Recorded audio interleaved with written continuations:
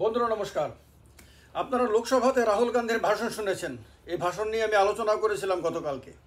আপনারা এটা দেখেছেন যে রাহুল গান্ধীর ভাষণের মাঝখানে একাধিকবার প্রধানমন্ত্রী উঠে দাঁড়িয়েছেন, প্রতিবাদ করেছেন। আপনারা দেখেছেন দেশের স্বরাষ্ট্রমন্ত্রী একাধিকবার উঠে দাঁড়িয়ে প্রতিবাদ করেছেন, স্পিকারের দৃষ্টি আকৃষ্ট করেছেন রাহুল গান্ধীর বক্তব্যের কোনো না কোনো অংশকে তুলে ধরে। আপনারা দেখেছেন দেশের প্রতিরক্ষা মন্ত্রী উঠে দাঁড়িয়েছেন। আপনারা দেখেছেন দেশের মন্ত্রিসভার অন্যান্য মন্ত্রীদেরকেও উঠে দাঁড়িয়ে প্রতিবাদ করতে। আপনারা দেখেছেন সমগ্র বিজেপির যে দিকটা বা এনডিএ, সবটা বললে হবে না, সব এনডিএ পার্টনাররা প্রতিবাদ করেনি, কিন্তু বিজেপির দিকটা সবটাই ঝাঁপিয়ে পড়েছিল রাহুল গান্ধীর বিরুদ্ধে প্রতিবাদ করতে। আপনারা দেখেছেন। কিন্তু কথা হলো যে রাহুল গান্ধীকে গত 10 বছর ধরে পাপ্পু হিসেবে তুলে ধরা হয়েছিল, মানুষের সামনে ব্যঙ্গ বিদ্রুপ করা হতো, সেই রাহুল গান্ধীর বক্তব্যের এত প্রতিবাদ কেন করতে হচ্ছে? দেশের প্রধানমন্ত্রীকে কেন উঠে দাঁড়িয়ে রাহুল গান্ধীকে এত গুরুত্ব দিতে হচ্ছে? দেশের স্বরাষ্ট্রমন্ত্রী অন্যান্য মন্ত্রীদেরকে, বা বলা যায় যে ঘুরিয়ে ফিরে আস্তমন্ত্রী সবাই প্রায় আপনার রাহুল গান্ধীকে রাহুল গান্ধীর বক্তব্যের ত্রুটি ধরতে দাঁড়াতে হচ্ছে কেন? আপনাদের নিশ্চয় মনের মধ্যে প্রশ্নটা জাগে। এটা কি আসলে কি রাহুল গান্ধীর বক্তব্যের কারণে বা রাহুল গান্ধীর বিরাট শক্তির কারণে? শক্তি তো রাহুল গান্ধীর কম, মাত্র 100। আর সার্বিকভাবে আপনার এনডিএর তুলনায় ইন্ডিয়া এখনও পিছিয়ে আছে সংখ্যার দিক থেকে। তাহলে যদি সংখ্যার শক্তির কথা বলেন, তাহলে তো রাহুল গান্ধী অনেক পেছনে রয়েছে, তার পার্টিও পেছনে রয়েছে, তার জোটও পেছনে রয়েছে। তাহলে কিসের কারণে? কারণটা হলো বিজেপি দুর্বল হয়ে গেছে। তার কারণটা হলো যে গত 10 বছর ধরে প্রতিযোগিতাহীন রাজনীতি করতে করতে, প্রতিদ্বন্দ্বিতাহীন রাজনীতি করতে করতে, প্রচণ্ড বিরোধিতা, প্রচণ্ড রাজনৈতিক আক্রমণের মুখোমুখি না হতে হতে বিজেপি ভোতা হয়ে গেছে। বিজেপি ইডির ওপরে নির্ভর করেছে, সিবিআইয়ের ওপরে নির্ভর করেছে, অনেক ক্ষেত্রে অভিযোগ অনুসারে আদালতের ওপরে নির্ভর করেছে, মিডিয়ার ওপরে নির্ভর করেছে, হ্যাঁ, আর অন্যান্য কিছু কিছু সংগঠনের ওপর নির্ভর করেছে। কিন্তু বিজেপি নিজের দক্ষতার ওপরে নির্ভর করেনি। তার এই নিজের যে ক্যাপাসিটি, তার যে প্রতিযোগিতায় টিকে থাকা, আজকের এই প্রতিযোগিতার বাজার, সারা পৃথিবীতে আজকে প্রতিযোগিতা চলছে প্রত্যেকটা ক্ষেত্রে, সে সঙ্গীতের ক্ষেত্রে হোক, খেলাধুলার ক্ষেত্রে হোক, সে অন্যান্য শিল্পকলার ক্ষেত্রে হোক, রাজনীতির ক্ষেত্রে তো বলেই লাভ নেই, সে সবসময় প্রতিযোগিতা। এই যে প্রতিযোগিতার বাজার, এই প্রতিযোগিতার বাজারে বিজেপি প্রতিযোগিতাহীন একটা রাজনীতির শুরুয়াত করেছিল, যেখানে তার বিরুদ্ধে কেউ প্রতিবাদ করতে পারবে না, তার কোনো ভুল ত্রুটি কেউ ধরিয়ে দিতে পারবে না।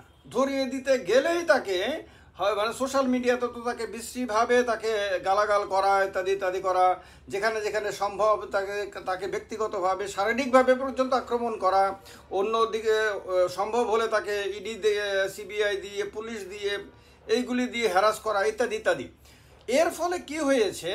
এর ফলে সংগঠনের লোকরা, সে একদম গ্রাসরুট লেভেল থেকে ধরে শুরু করে প্রধানমন্ত্রী পর্যন্ত সবাই এমন একটা অ্যাটমসফিয়ারে রাজনীতি করতে করতে অভ্যস্ত হয়ে গেছেন, যেখানে সব কিছুই তার অনুকূলে থাকবে, যেখানে সব কিছুই আপনার জয় জয়কার হবে, সব যাই বলবে, যাই করবে, সব কিছু ত্রুটিমুক্ত সবাই ধরে নেবে, এই রকম একটা অ্যাটমসফিয়ারে। আর এই রকম অ্যাটমসফিয়ারে যদি কেউ রাজনীতি করে, তাহলে রাজনীতির স্বাভাবিক নিয়মেই তার সমস্ত তীরগুলো, রাজনৈতিক তীরগুলো ভোঁতা হয়ে যাবে। কারণ রাজনৈতিক যে কোনো জিনিসকে সারা বছর শান দিতে হয়। আপনি যদি ভালো সঙ্গীতজ্ঞ হন, আপনি যদি ভালো গান গান, তাহলে আপনাকে সারা বছর প্র্যাকটিস করতে হবে। আপনি যদি ভালো ক্রিকেটার হন, তাহলে আপনাকে সারা বছর প্র্যাকটিস করতে হবে। আপনি যে কাজটাই করেন না কেন, আপনাকে সারা বছর সেই কাজটা করে যেতে হবে, যাতে তার মধ্যে কোনো মরিচা না ধরে। আপনি লোহাকেও দেখবেন এমনিতে ফেলে রাখলে পরে তাহলে লোহার মধ্যে মরিচা ধরে যায়, এই লোহা দিয়ে আর আপনি আগার মতন আপনি কাজ করতে পারবেন না। তো তার কারণে লোহাকেও শান দিতে হয়। তো প্রত্যেকটা ক্ষেত্রে, প্রত্যেকটা জীবনের প্রতিটি ক্ষেত্রেই আপনাকে নিজেকে সবসময়ই একটা লড়াই সংগ্রামের মধ্য দিয়ে যেতে হয়। এগুলি এক ধরনের লড়াই। আপনি যে গানের প্র্যাকটিস করবেন সেটাও আপনার কাছে একটা লড়াই। প্রত্যেক দিন ঘুম থেকে ভোরবেলা উঠতে হবে, স্নান করে পরিষ্কার পরিচ্ছন্ন হয়ে হারমোনিয়াম নিয়ে বসতে হবে, রেওয়াজ করতে হবে। এটা একটা লড়াই আপনাকে, এর জন্য আপনাকে ত্যাগ করতে হবে, ঘুম ত্যাগ করতে হবে। আপনার যে ইচ্ছাগুলো, অনেকগুলো ইচ্ছা আছে, একটু আরামে থাকার ইচ্ছা, একটু ভালো খাবার ইচ্ছা, যা খুশি যেখানে খুশি সেখানে যখন খুশি তখন ঘোরার ইচ্ছা, সেই অনেক ইচ্ছার বিরুদ্ধে লড়াই করতে হবে আপনাকে। কারণ আপনি ইচ্ছা করলেই যা কিছু খেতে পারবেন, আপনার গলা নষ্ট হয়ে যাবে। রাজনীতিতেও সরকারে থাকলেও সরকারের বিপরীতে বিরোধী দলকে কেন রাখা হয়? সে প্রতি মুহূর্তে তাকে খোঁচা দেবে, তাকে আক্রমণ করবে, তার ভুল ত্রুটিগুলি তুলে ধরবে, তার বিরোধিতা করবে, তীব্রভাবে তার বিরোধিতা করবে। সেই বিরোধিতা হবে এগুলি জেনে নিয়ে সরকারকে কাজ করতে হবে। তাহলে সরকার প্রতিনিয়ত তার মানে শান দিতে থাকবে, তার নিজেকে শান দিতে থাকবে, নিজেকে ক্ষুরোধার করতে থাকবে, এবং তার বিরুদ্ধে যত বড় তীব্র আক্রমণে আসুক না কেন সে সেটার মোকাবেলা করতে পারবে। গত 10 বছরে বিজেপি এটা ভুলে গেছিল, শুধু ভুলে যায়নি, শুধু ইচ্ছাকৃতভাবে পরিকল্পিতভাবে বিজেপি মনে করেছিল যে একটা অনুকূল পরিবেশে এবং থাকবে, এবং সেই পরিবেশটা সারা জীবন সে বজায় রাখবে। যতদিন পৃথিবী থাকবে ততদিন বিজেপি এইভাবেই আপনার সরকারি ক্ষমতা ভোগ করবে। এইটা যে অবৈজ্ঞানিক, এটা যে অবাস্তব, এটা যে প্রকৃতির নিয়ম বিরুদ্ধ, এটা বা রাজনীতির নিয়ম বিরুদ্ধ, এটা বিজেপি ভুলে গেছিল। ভুলে যাওয়ার কারণে যখন এবার নির্বাচনে বিরোধীরা মারাত্মক শক্তিশালী হয়ে উঠেছে, গত 10 বছরের মধ্যে এত বেশি শক্তি এর আগে কখনোই ছিল না বিরোধীদের। যখন বিরোধী দলনেতার পদে কেউ বসেছে, যখন তিনি আক্রমণাত্মক ভঙ্গিতে তীব্রভাবে মানে আক্রমণের ফলায় বিদ্ধ করার চেষ্টা করেছে সরকারকে, তখন সরকারকে অনেক অসহায় দেখা গেছে। তখন মনে হয়েছে যে এরকমটাও যে হতে পারে তারা ভাবতেই পারেনি। এই রকম হলে কি করতে হবে তারা তার জন্য প্রস্তুত ছিল না। তারা জানতো না যে লোকটাকে তারা এতদিন ধরে প্রাপ্য বলে এসেছে, সেই লোকটা এত সিরিয়াস আপনার ব্যাটিং করবে, ফ্রন্ট ফুটে ব্যাটিং করবে, এবং সেই লোকটার ব্যাটিংয়ের যন্ত্রণায় পরপর 4 মারবে, ছক্কা মারবে, এবং এগুলির যন্ত্রণায় তাদেরকে নিজের অজ্ঞাতসারে হয়তো উঠে দাঁড়াতে হবে বারবার। এই উঠে দাঁড়ানোর মধ্য দিয়ে যে তারা ওই লোকটাকে স্বীকৃতি জানিয়ে দিচ্ছে, ওই লোকটাকে যে জনসমক্ষে বড় গুরুত্বপূর্ণ নেতা হিসেবে তারা মেনে নিচ্ছে, এইটাও তখন আর তাদের মাথার মধ্যে ঢুকছে না।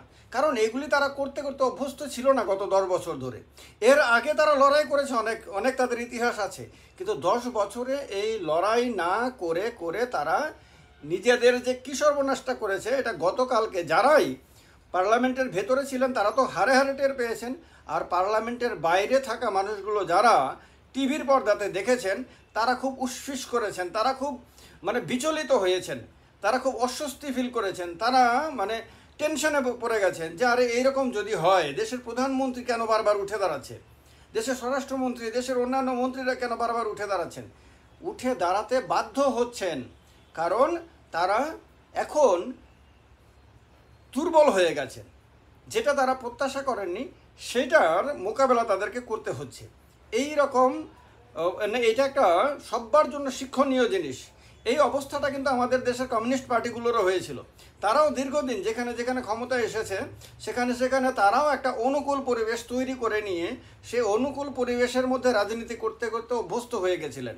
এই কারণে যখন তাদের বিরুদ্ধে কোথাও তৃণমূল কংগ্রেসের মমতা বন্দ্যোপাধ্যায়ের তীব্র আন্দোলন, কোথাও আপনার নরেন্দ্র মোদীর নেতৃত্বে ত্রিপুরাতে তীব্র বিজেপির আন্দোলন, যখন এগুলি হয়েছে তখন আর তারা নিজেদেরকে সামাল দিতে পারেনি। কারণ তারাও ভুলে গেছিল, তাদের নেতারাও সবাই সুখে শান্তিতে আরামে আয়েসে রাজনীতি করতে ভোতা হয়ে গেছিল। তারা কঠিন প্রতিকূল পরিস্থিতিতে রাজনীতি করা কী জিনিস সেটা তাদের মাথা থেকে উধাও হয়ে গেছিল। ফলে তাদের পরিণতি, এবং সেই পরিণতি আজকে কোথায় এসে দাঁড়িয়েছে সেটা তো আমি একাধিক ভিডিওতে বলেছি। এই অবস্থা বিজেপির ক্ষেত্রে দেখা গেছে। বিজেপির যখন মানে এই 10টা বছর বিজেপির কাছে সুযোগ ছিল বিরোধীদেরকে সুযোগ দেওয়া, যে তোমরা যত পারো আমাদের বিরোধিতা করো, যত পারো আন্দোলন করো, আমাদের কর্মীরা তাহলে তোমাদের রাজনৈতিকভাবে মোকাবেলা কিভাবে করতে হবে সেটা শিখবে। কর্মীরা নেতারা তাহলে নিজেদেরকে প্রতিনিয়ত শান দিতে থাকবে এবং ভবিষ্যতে যদি কখনো বড় প্রতিকূল পরিস্থিতি তৈরি হয় তাহলে তারা সেই পরিস্থিতির মোকাবেলা করতে পারবে। এইটা না করে বিজেপি একটা অবৈজ্ঞানিক রাজনীতিতে গেছে আর মনে করেছে একবার যেহেতু পৃথিবীতে সবচেয়ে বড় দল হয়ে গেছে এবং সবচেয়ে বড় দলের পৃথিবীতে সবচেয়ে বড় নেতা বিজেপি পেয়ে গেছে, বাস আর হয়ে গেল, আর কোনো লড়াইয়ের দরকার নাই, আর কোনো সংগ্রামের দরকার নাই, আর কোনো দিন প্রতিকূল পরিস্থিতি আসতে পারবে না, আসতে দেবেই না।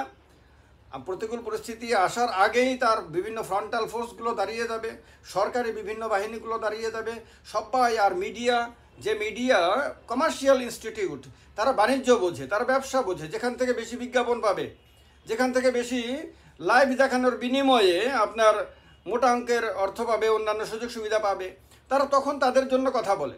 অন্যদিকে আবার যদি একটু বেশি কিছু পায় তাহলে আবার যে কখন তারা পাল্টি খাবে কেউ জানে না।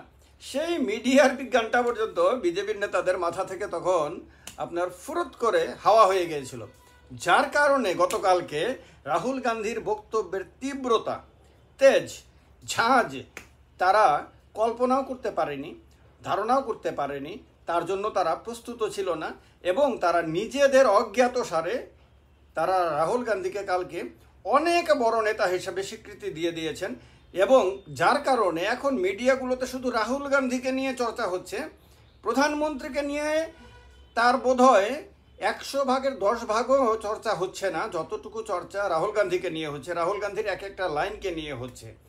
এইটা রাহুল গান্ধী কিন্তু এই টেস্ট একবার যেহেতু পেয়ে গেছেন এটাকে কিন্তু ছাড়বেন না এবং এইটাকে তিনি কন্টিনিউ করে আগামী যতদিন এই সরকার থাকবে এই সরকারকে যন্ত্রণায় বিদ্ধ করতে থাকবেন। বিজেপি এই ভুলের মাসুল কিভাবে দেবে সেটা আগামী দিনে খুব দেখার মতন বিষয় হবে, ইন্টারেস্টিং ব্যাপার হবে। আপনাদের ক্ষেত্রে কোনো মতামত থাকলে অবশ্যই কমেন্ট বক্সে কমেন্ট করে জানাবেন। ভালো লাগলে ভিডিওটি লাইক শেয়ার করতে তো অবশ্যই ভুলবেন না। চ্যানেল সাবস্ক্রাইব না করে থাকলে করে নেবেন, পেজ ফলো না করে থাকলে করে নেবেন। নমস্কার, জয় হিন্দ।